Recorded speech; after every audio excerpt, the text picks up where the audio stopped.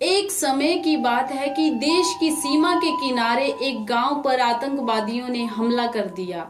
जैसे ही हमारे देश के सैनिकों को इस बात का पता चला तो वो उससे निपटने के लिए निकल पड़े।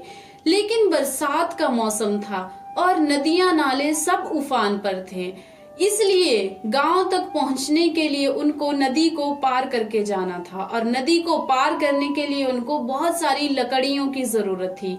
वहीं उन्होंने नदी के पास एक झोंपड़ी देखी, वहां एक महिला थी।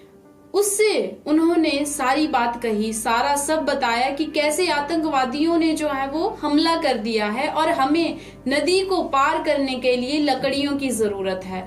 तो वो महिला बहुत ही साधारण सी थी, दिन भर काम करती थी और अपना गुजारा करती थी।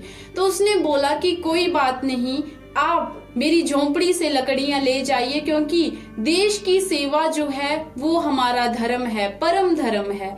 तो मेरी झोंपड़ी तो कभी भी फिर बन जाएगी।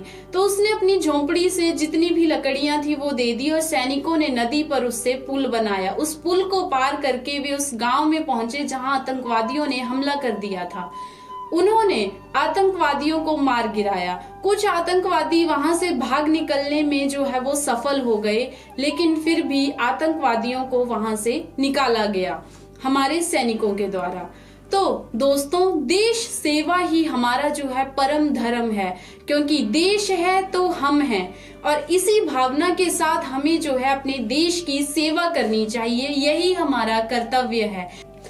जय हिंद। आजादी के 77 साल पूरे होने पर ATMS रेडियो हापुड़ की आवाज मना रहा है जश्न आजादी। तेरी मिट्टी में मिल जावा, गुल बन के मैं खिल जावा, इतनी सी है दिल की आरज़ू। जिसमें 5 दिन 5 नए लोग और 5 कहानियां भी होंगी देशभक्ति से भरपूर। तेरी नदियों में बह जावा, तेरे खेतों में लहरावा, इतनी सी है दिल की आरज़ू।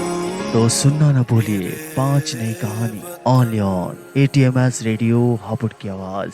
जय हिंद, जय भारत। जय हो।